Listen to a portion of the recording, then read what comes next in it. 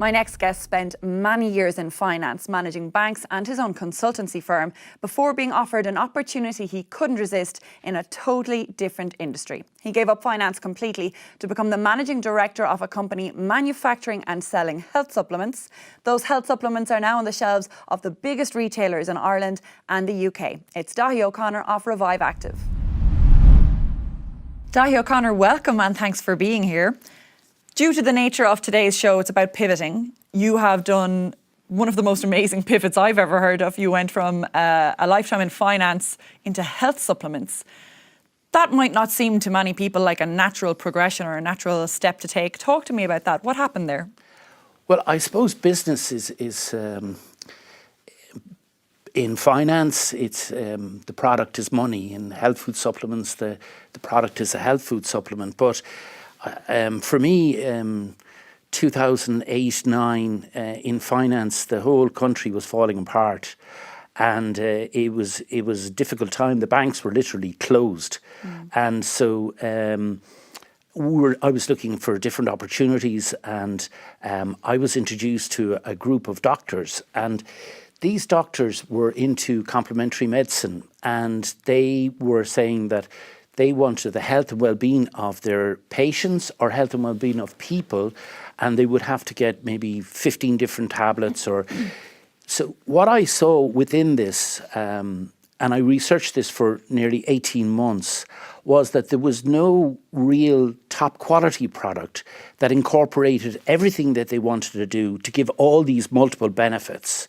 So I pulled together a number of people and I pitched it. I said, look, what we need to do is set up our own company. We need to have our own brand. We need to formulate our own product. So we went with one particular product, and it's totally backed by science. So we had a PhD in molecular medicine, we had a PhD in sports nutrition, we had nutritional therapists involved. And so what we got was, we got their wish list and we tried to make a product that incorporated everything. So we ended up with Revive Active, which is the brand and was our first product and still is our lead product. 26 active ingredients covering multiple benefits from natural energy, boosting your immune system, cardiovascular, and many more benefits that are reported back, all in a powdered sachet that can be taken with water in the morning. And so this was the product that we went with. But we were a little bit naive. We were looking for contract manufacturers. We had to put equity in, our own equity in. And so it brought in a range of different things that I had to look at. So there were only two of us at the beginning. So you were wearing multiple hats. You were looking at finance, which was fine. So I was watching the money, of which we had none.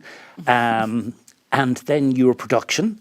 Then you design your boxes, your sachets, your marketing, your online, your website, and it just went on.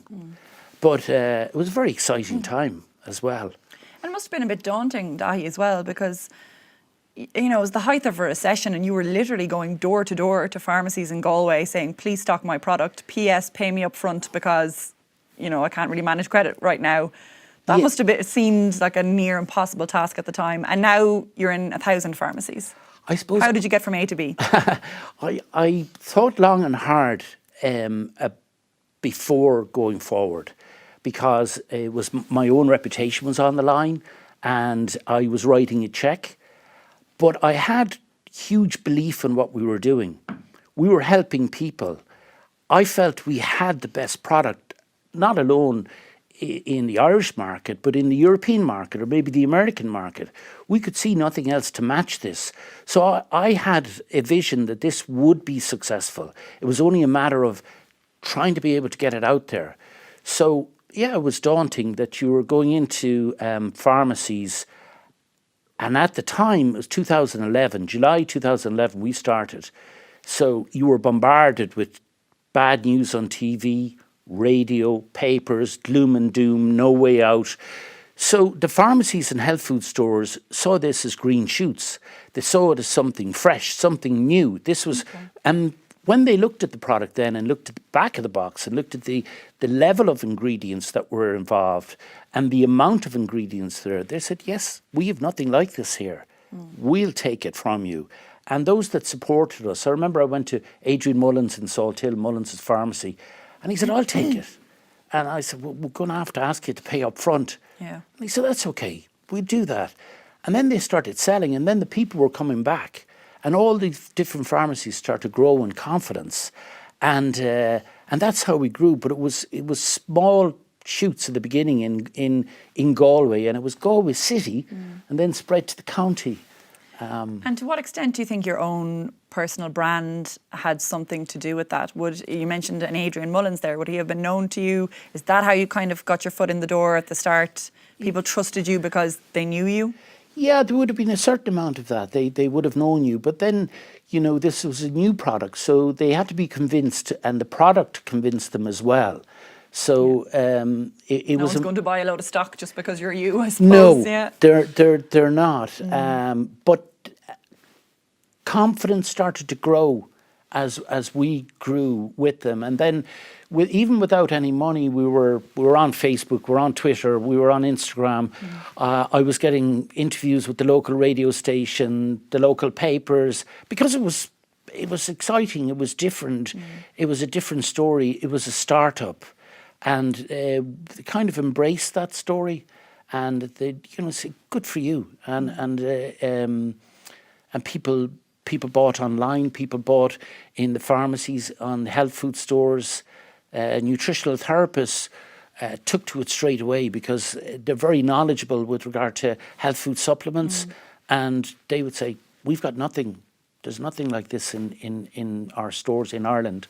Yeah. When I'm not here with Joe, I'm actually working for Web Summit, where one of the areas that I cover is health and the health stage there, and health tech generally. And I can tell you that wellness and supplements and the idea of food as medicine is the most popular thing year on year. People are obsessed with it. But there's still a bit of a backlash. There's still a huge number of people out there who think, that supplements are a bit of a pseudoscience or quackery. Did you have to deal with any of that, or was that not the temperature in Ireland at the time? Well, I suppose there's a range of products on the market. So we're at the upper end, and ours is backed by science. If you look at our lead product, Revive Active, and I'm not going to go into all the ingredients, but let's say coenzyme Q10, and some people put in 5 milligrams. We've 150 because the American Cardiology Society reckon anybody over 40 should be taking between 100 and 200. Now, this is involved in a Nobel Prize for Chemistry back in 1978. Japanese have been using it since the 70s. It became commercial in the 80s.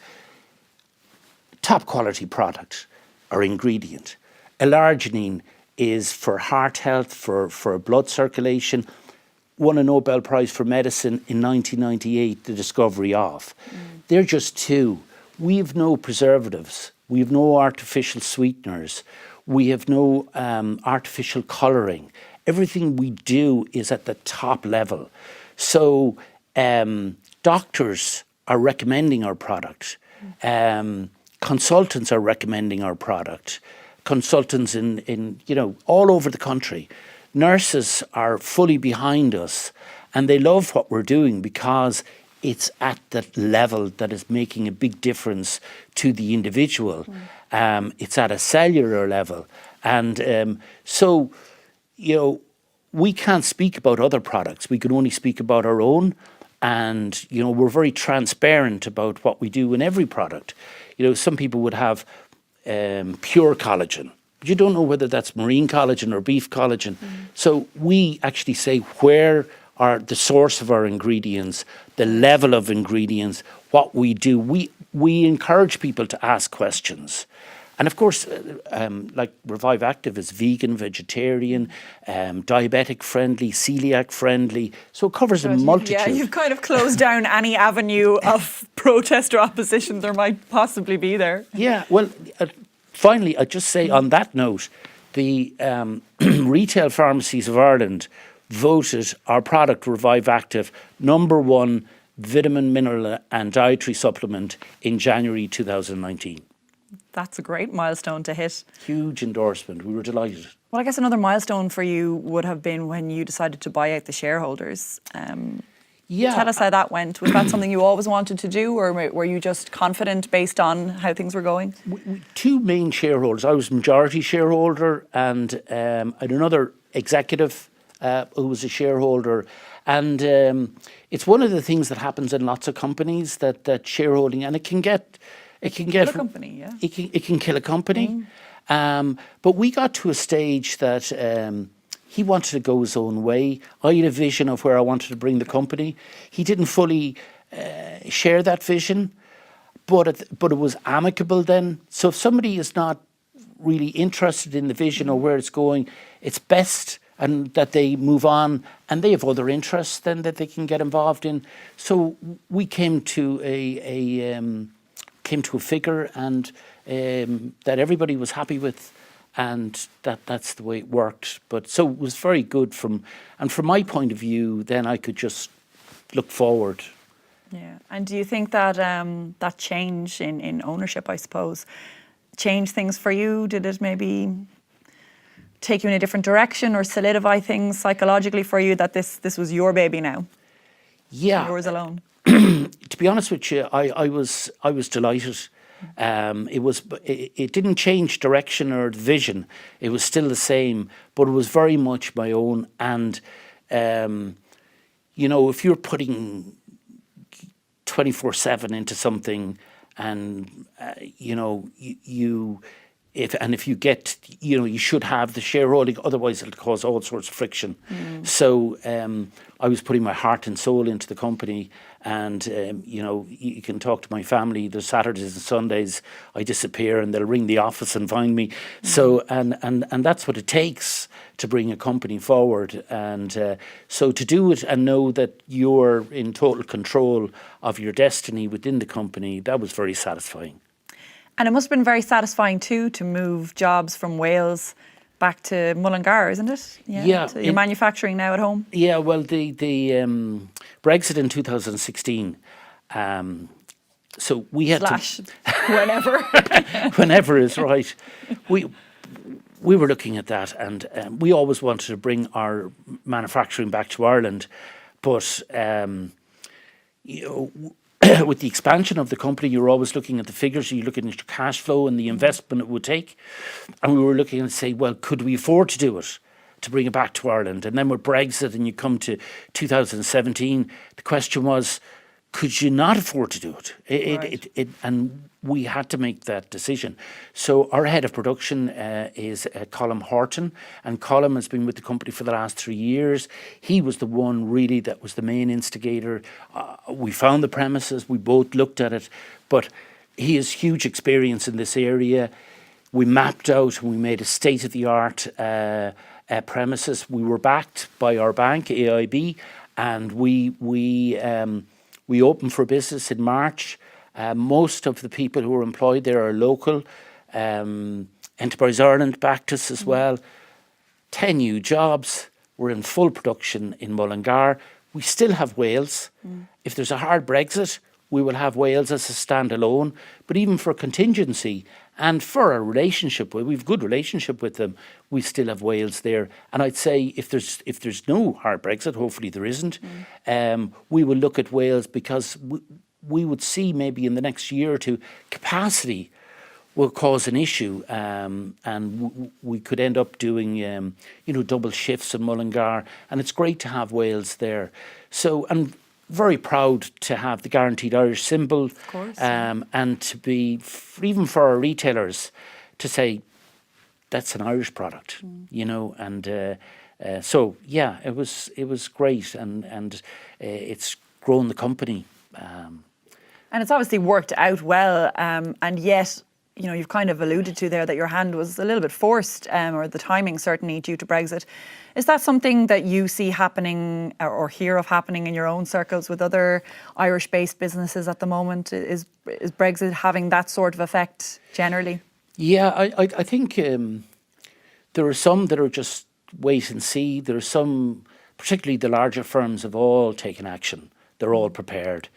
And then there's others that have been trading for a long number of years and just said, well, look, if it happens and we can't export to England, we'll just close up shop, which is, it's very disappointing if that's going to be the case. So, yeah, but Enterprise Ireland have been saying, prepare for the worst since the beginning.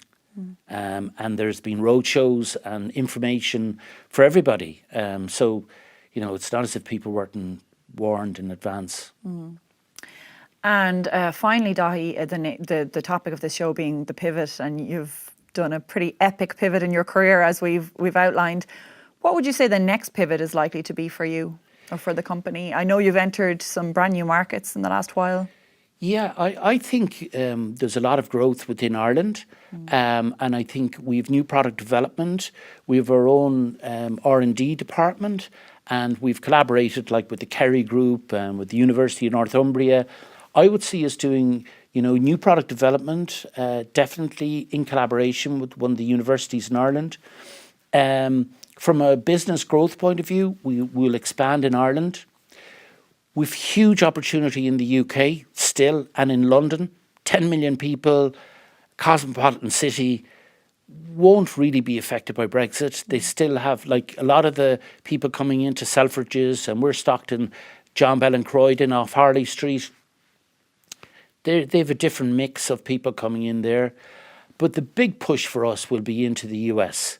The vitamin, mineral and dietary supplement sector in the US is 40 billion.